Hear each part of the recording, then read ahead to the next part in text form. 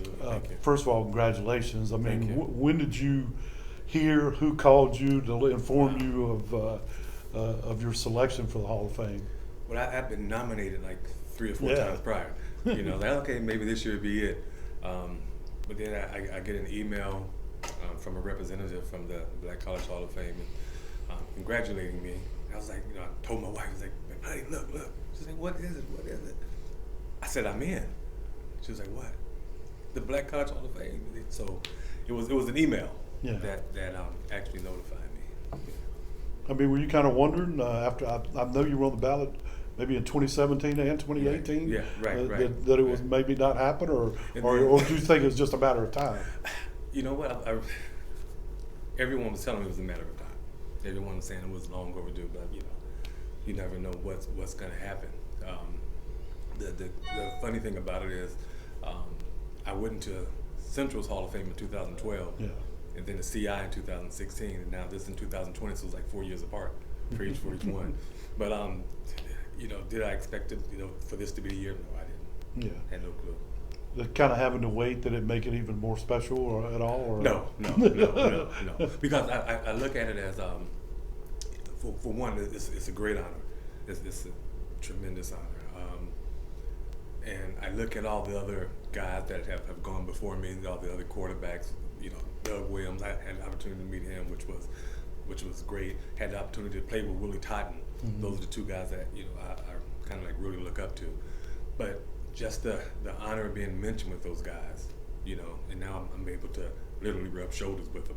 So it's a great honor. And you're going in with Joe Taylor, who I'm was going one in. of the great Yeah, coaches. I actually met him. Yeah. I met him there because I've heard a lot about him. I used to coach at Virginia Union. Yeah. And when just talking to him, because I'm also in the chat group on Facebook with Virginia Union. Yeah. And just talking to him, I said, you can feel his greatness, because everything that he said, it was like, it made me wish, if I could play with him, what would it have been like? But you can just feel the greatness come off him. Everything he says it has a meaning to it. It's just hearing this deep voice, kind of like a father figure. Coach Taylor Great does guy, it. great guy. Yeah. Well, you've already kind of had a part of this experience by going to the Celebration Bowl. Right. I mean, what was that like? What was kind of the highlight of that experience for you? Wow, that was absolutely amazing. First class. They flew me in. I think it was Friday. Flew me in Friday, and we had a little get together that Friday night. But the experience meeting all the other Hall of Fame famers that went in, some of them before I did. Again, meeting Doug Williams, James Shack Harris, meeting him. It was absolutely phenomenal. And then I guess one of the biggest things for me was, like, I was so excited to meet Doug Williams, and I met also Coach Broadway. Yeah, And Rod. I met Broadway, and they were excited about meeting me, which was, I'm like, little old me, and so it was again a great experience for me. Yeah, Rod and I used to work together in Chapel Hill. Really? When he was working to get his graduate degree, Okay. we worked at a little restaurant called Time Out Okay, together right. there in Chapel Hill, where Right. we made biscuits and pizza. Right. You know what? He said that when he coached at Duke, he had never been to a black college football game before. Yeah. And he came over to see me play. And he went out of his way at least 3 times down there just to congratulate me and tell me how proud he was of me. So that meant a lot to me. Yeah. Yeah. Well, what are you kind of looking forward to most about the ceremony now when February hits? Wow. I guess just being able to walk through those doors, walk through, to be enshrined in the hall, I was checking with some officials today about the whole thing and who else has been in there, and there's only one other player from Fayetteville. That's Doug Wilkerson. Yeah.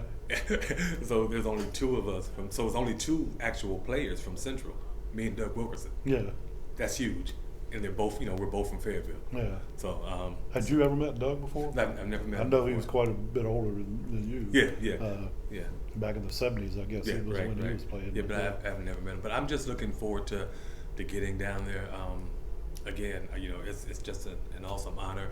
I'm representing a lot by going through those doors. I'm gonna go down the list. I'm representing my family first of all.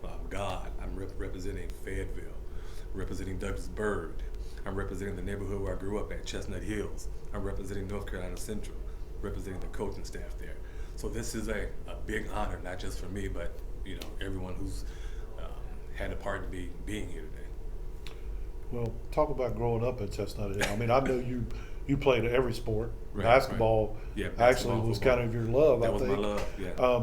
But even as a young kid, Right. I mean, did you know that you had No. a strong arm Well- growing up? Did you kind of sense that, or even though maybe football wasn't maybe your favorite sport at the time? Well, see, when growing up, I always knew I could throw the football. I mean, grew up throwing Nerf football, kids playing in the street, but I never saw that to get me to where I am today. I never looked past, just having fun in the street.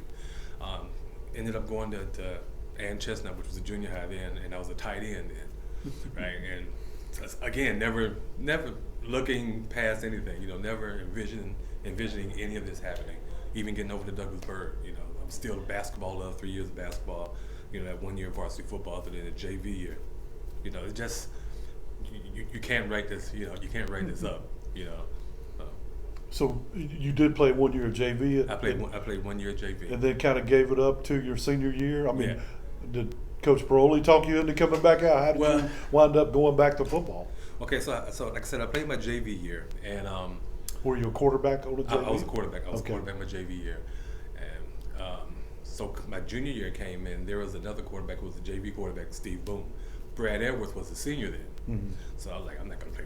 Yeah. Brad Edwards there. I wasn't too hot on playing football anyway at that time, so I did the 3 years of basketball.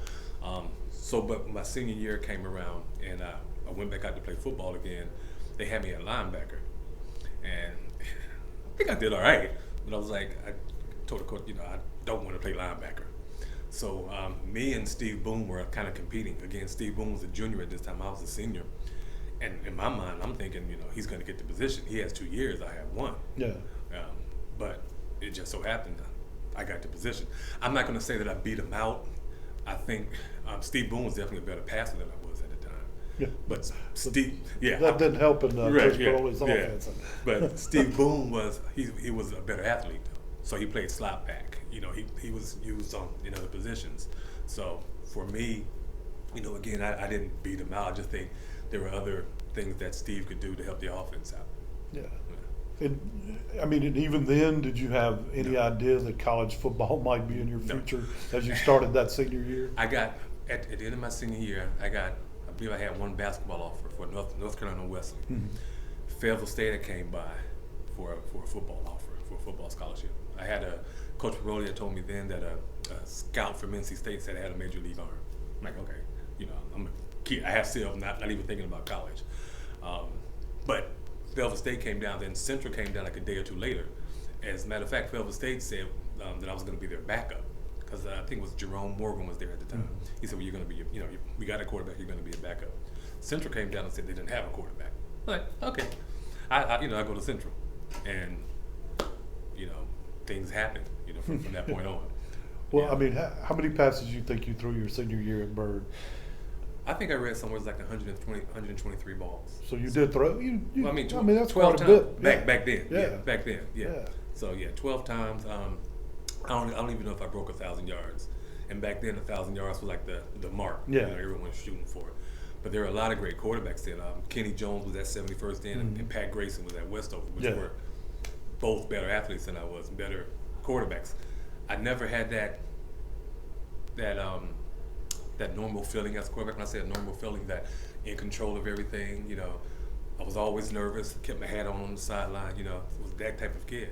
But when I say God opened up doors for me, that's truly what happened. Yeah. And I tell people that a lot. Yeah. Kenny Jones went on. He played some college ball, didn't Yeah, he? he won on Winston-Salem State. Yeah, I thought he did. Yeah. And did Grayson go? I think Pat went to App State. Yeah. I think he went to App State. Yeah, I'm actually, as part of this, Okay. I'm trying to go back and pick out all the great quarterbacks from Cumberland County through the years. I can't be in it. Well, no, I think No, you're at the I'm top not. of the list. No, well, see, but that's the thing. They put me on something like that for what I did in college. Well, yeah, well, You that's kind of one of the things that the guys I'm picking all had to play some of their career in college Okay, at quarterback. okay. So that weeds out some really good high school quarterbacks, but Right. Okay. but still, I mean, you're talking about Jimmy Ray, Charlie Baggett, Connell Maynard, Yeah. Patrick Pinckney. Yeah. I mean, there's been some really guys that have, and yourself had some great careers Right, in right. college out of here. Yeah. And Terry Luck, Yes, I remember that, played yeah. in Nebraska. In fact, I was just reading about it. I didn't realize Terry had really played a big role in a Sugar Bowl win Really? for Nebraska in '74. Now, how did he do in high school? Well, that's hard to tell. You know, he was at Massey Hill, Okay. and there's not a lot of statistical information about Okay. his high school Okay. career. Right. But I kind of assumed that he got a Right. scholarship in Nebraska. It must have been pretty That's decent. good. But that's one thing I'm gonna try to do too is talk to some people about who saw these other guys play too, and, Okay. and obviously I'm gonna talk to Coach Broley about you. And, Right, right. And Right. but well, you know, when you get to Central, obviously things did change. Quick. Coach Lattimore had a little bit different offense, Quickly, I guess, yeah. and yeah, I mean, at what point once you got up there, did you go, hey, this is a pretty fun offense. This is going to play into my skill set a little bit better. Well, I can't say that we were playing to my skill set because I never knew I had one. I'm just being, I'm just being honest. I know when I went up there, I think my first recruiting visit, I went up there with a cast on my leg from playing basketball. Yeah, and I walked into the office. Coach Lattimore he looked at me and said, "You're not a basketball player anymore. You're a football player."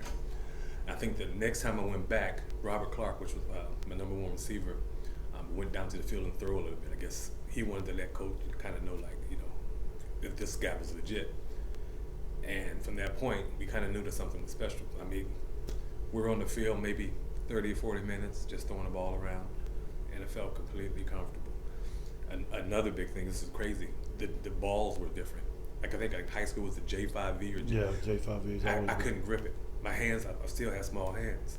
But I think we had the Wilson then in college, and so the balls were smaller, and I was letting it go. And it was surprising me. I was like, wow, this is pretty cool. I can throw a football. But yeah, but so got there, and I tell people, from my year at high school, the 2.5 months later, 3 months when I started my first game, breaking records. And they asked me, what did you do? I don't know. I didn't do anything. I put a post on Facebook that I didn't ask for, I didn't seek it. It was given to me. It was a gift, and that's how I had fun using it. That's how I can explain it. It was nothing but a God-given gift.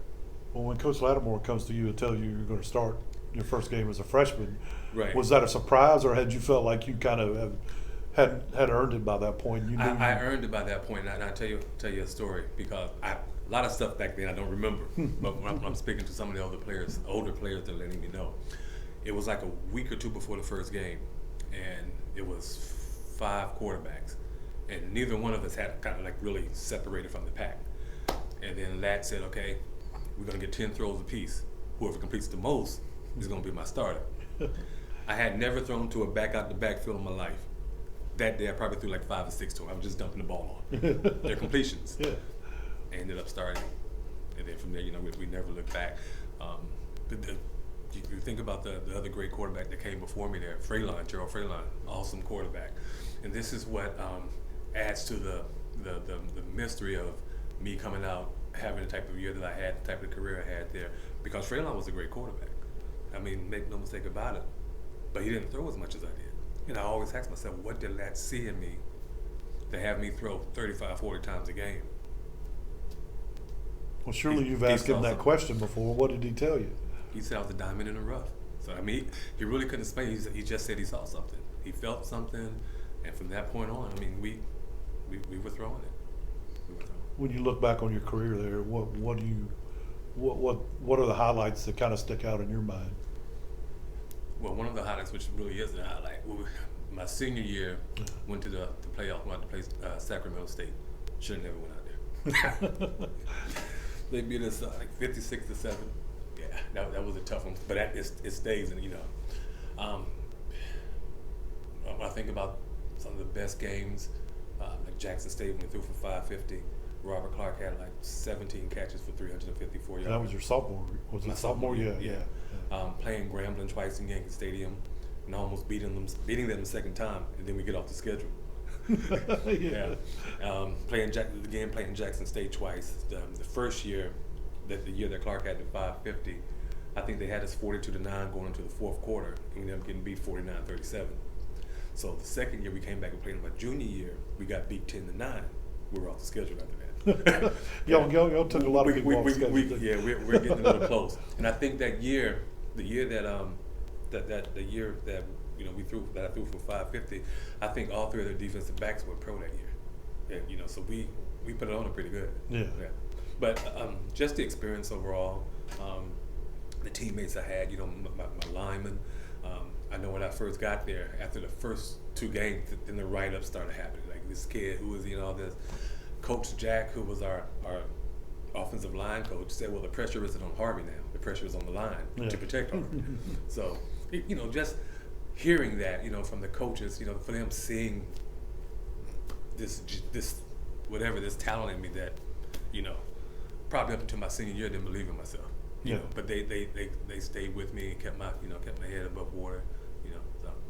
Well, having such a great career, I mean, did you think about playing beyond college? No.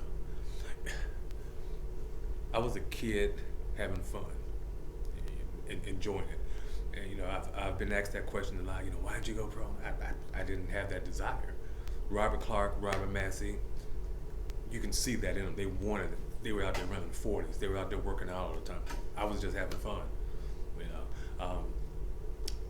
Could I have made it? I don't know. I went to a couple of camps. I was looked at a couple of times by a Canadian League. One time as a pitcher. Play some arena football, but that wasn't in the cards. That wasn't in the cards for me. But what I've done with the accolades and the platform is my training that I do now, which I'm completely fueled by it. Being able to train youth quarterbacks. I'm working running backs, receivers. So just being able to stay in the game and bring up our youth now and be able to mentor them. I'm filled to capacity. Yeah, and you've been doing that for a while too. 10 years. Didn't you work with Patrick Pinckney for some? No, not Oh, Pat. okay. I thought for some reason I thought that Pat was one of the guys you had worked with. But 10 years. Well, what kind of satisfaction do you get out of that that's different from being the star quarterback? Is it a different kind of feeling and satisfaction? No pressure. Yeah. No pressure for me, right? It is from mom and dad It's who from are mom and expecting dad. you to develop their kid into So it. I guess that is pressure. And I tell them, I say it, that I don't want to sound arrogant, but I'm pretty good at what I do. But I know where my gift came from, right? I know you have a lot of great quarterbacks, but can't teach it. I'm a teacher. I don't train every quarterback the same way. I don't train everybody to be. I call it cookie cutters. Everybody throws the same way. Everybody is different, And my approach to a quarterback is, I'm gonna make you more productive. It's not about changing you. Make you more productive. Can you throw the football, right? If you throw a football 10 yards on the rope, doesn't matter if it's sidearm. If you can get it there, Bernie Kosar. They're quarterbacks. Their form is not the best. Phillip Rivers. Right, there you go. Yeah, I remember but Phillip he doing makes that. it happen, right? Yeah, and so he's it's 16 not about, years now. Right. Yeah. So it's not about fitting the mold when you're training. It's about making that player more productive. So that and being a mentor to them, to them, which I have the platform that God has given me. I carry a little weight so that they listen and they understand. What quarterback out there today reminds you of Earl Harvey? Well, as far as where now? Where? College level? or pro? It's a crazy thing. I really don't follow it anymore. Yeah. Right, I really don't. Especially like all the new style, the RPO, with the run pass option. I told a lot of my kids, I said, well, I started that back when I was playing the run pass option. If I couldn't throw it, I had to run it. So that was I started that. But they say I was more of a pocket passer, and I would agree to that because I couldn't run. I was telling people I was a black quarterback with white feet. So, but it's like I said, I don't follow it a lot. I like Lamar Jackson, but yeah, I've played so much of it, and I'm so involved with the training. Now there's a lot of great quarterbacks coming up here in Fayetteville. A lot of great quarterbacks. Any names we should be looking for? Well, I work with the quarterback over at E. Smith, Deshaun. Yeah, Deshaun. Yeah, he's a great one. Work with He another was just a freshman this year, right? Yeah. Yeah. Joshua Jones, he's at Westover. He's Yeah, a freshman. I saw him in Yeah. preseason too. He's gonna be a good one. Work with another quarterback over at Pine Forest, Q Ely Bandman. He's an upcoming quarterback. That's gonna be pretty good. So, the guys that I work with, they all turn out okay. Yeah. Yeah. Well, that must give you some satisfaction too, that It the does. coaches in the area trust you with their young It quarterbacks does. and Yeah. and to help them develop. Yeah, it does. It does. And I tell them I'm not going to put a bad product on the field. If you're not going to work hard, I'm not going to train you, because I don't want them to look at you and say, Coach Hart, we trained you and you look like that. So I really put them through. We work hard. It's not all. We don't just do mechanics. We work on conditioning. We do some of it all. I try to break them, and it pays off in the end. Now, what's the schedule like for you in the induction? When do you leave to go and Oh, okay. Yeah, Friday. Well, it's in February. Friday the 21st is when we fly down. I think that's on a Friday, and we'll have like a meet and greet, and everyone come together. And Saturday morning, I believe, is the actual induction. yeah? Yeah. And is it is the induction part of any other, like a game or anything going on? No. It's So, just the induction Yeah. ceremony. So So you're going to be the focal point of the. and it's crazy too, because when they brought us down for the game, It's Celebration Bowl. the Celebration Yeah. Bowl. So we were part of that, but it was more of recognizing us and letting the fans know, that we are the new inductees. And they're calling the names out, and I'm the first one they call. Like, oh, okay, here we go. And then we have a little Friday night. We had a little get together, and they called everybody. The inductees up on stage. I'm the first one they call, first one to ask a question for.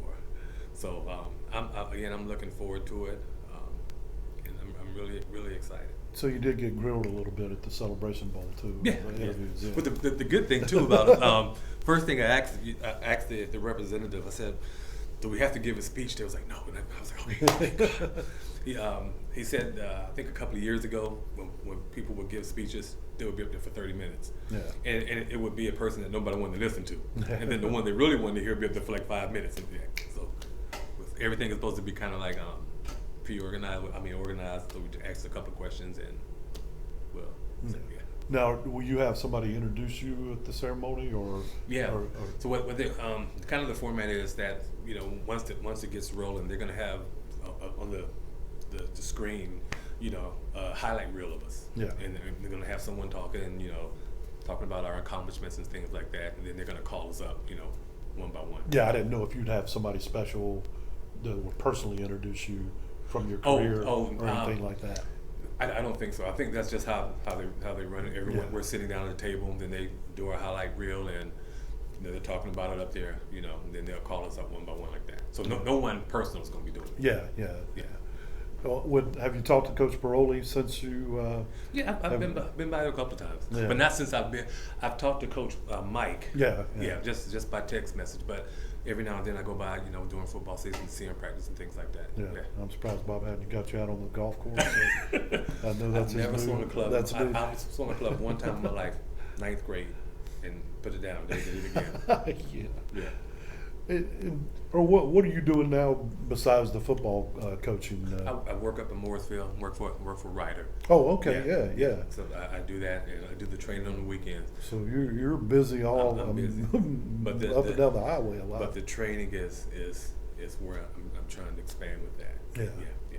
Well, for who people might want to get in touch with you, do you have a website or something that they? I'm getting a website built, but I'm on Facebook. Yeah. Level Up Football Development Camp. Also on Twitter, Level Up Football, and also on Instagram, Level Up Football. Yeah. Well, I'll make sure I include that, in the